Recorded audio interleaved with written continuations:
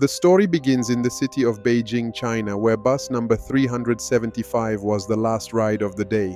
The bus was supposed to make a short loop and then return to the station.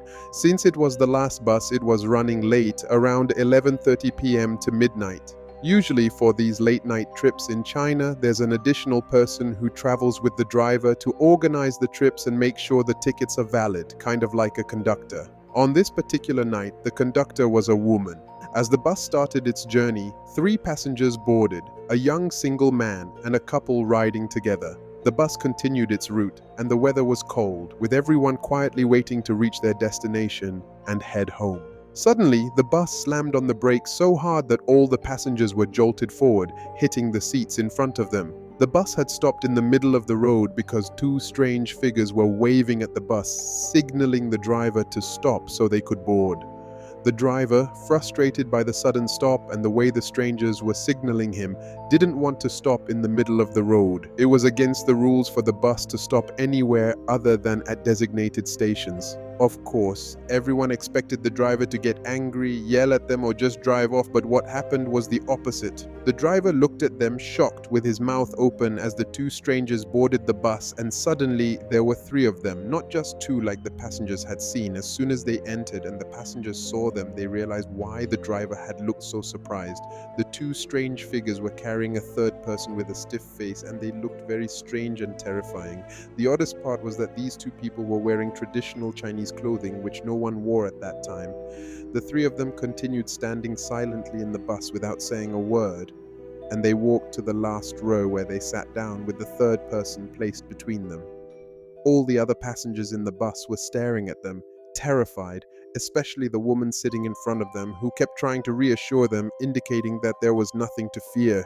Minutes passed, and the married couple said they wanted to get off at the next stop. They exited, leaving behind the young man, the elderly woman, and the 3 strangers, in addition to the driver and the conductor. The strange part was that the elderly woman, who had been trying to reassure everyone that everything was fine, seemed increasingly uneasy. She kept glancing behind her, sensing that these people were not human. In her terror, she suddenly jumped up, grabbed the young man who was sitting alone, and started shouting, "Thief! Thief! You stole my wallet! You took my money! Give me my wallet, you thief!" The young man, stunned and confused, tried to defend himself, saying, "What do you mean, thief? I'm sitting right in front of you. How could I have stolen from you?" He was shocked by the accusation, but the elderly woman insisted that the driver take them to the police station, and she demanded that they file a report. The elderly woman insisted, "All right, stop here and I'll take him to the police station." The driver stopped the bus, and the elderly woman took the young man off the bus. After that, the bus continued its route as usual. As soon as the woman and the young man stepped off the bus, she grabbed him and started walking away. The young man, confused, said, "Didn't you just accuse me of stealing? Why are you leaving me now? What happened to your story?" The elderly woman turned to him and said, "Instead of thanking me for saving your life, you're questioning me. If you had continued that journey, your life would have ended immediately." She then explained that the 3 passengers who had been sitting behind her were not human beings but demons. She told him that if he had paid attention to their faces, he would have seen that their features were stiff and lifeless, as if they had no souls and no blood. She went on, "If you look closely, they were wearing long clothes that covered their legs. There was nothing visible from them except their faces. The only way they could have been caught was through their legs." The young man, still in disbelief, asked, "How did you know?" She replied, "I saw their legs the moment I sat down." They weren't human legs. The one they were supporting was the only human among them, but he was already gone. The young man listened to her, but he couldn't quite believe what she was saying. He thought she was just a crazy old woman rambling. However, he was shocked when he found out that the bus, number 375, never returned to the station. He checked with the station and they confirmed that the bus was missing and had not come back.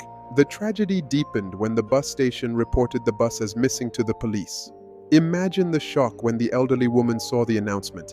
She and the young man went to the police station to tell them what had happened that night. At first, the police didn't believe her. They thought she was just an old woman making up stories. She insisted, "I am sure those were not humans, they were demons or evil spirits." But once again, no one took her seriously. Before the case could be closed, a resident near an artificial lake reported that a bus had been found submerged in the lake. When the police arrived at the scene, they were shocked by the number of unanswered questions. The bus in question was indeed the missing number 375, but how did it end up here? This location where the bus was submerged was 100 to 120 kilometers away from its intended route. The most puzzling part was that at the end of a trip, the driver is usually in a hurry to drop off the few remaining passengers and get home. So how did the bus end up in the lake? The station confirmed that the bus had left with just enough fuel to return, so there was no reason it should have traveled another 100 or 120 kilometers. Could it have refueled at a gas station? After reviewing all surveillance footage, it became clear that the bus did not stop at any gas stations. Even more bizarre was the fact that the bus had entered the lake voluntarily. It hadn't crashed or veered off the road by accident. The police couldn't figure out how it ended up in the lake. As for the people on board, there were 3 bodies found inside the bus. The condition of the bodies was enough to send chills down anyone's spine. Their faces were frozen in expressions of terror, mouths wide open as if they had seen something that scared them to death. The authorities quickly ruled out drowning as the cause of death. The 3 victims died from shock, something they witnessed that caused their hearts to stop before they even reached the lake.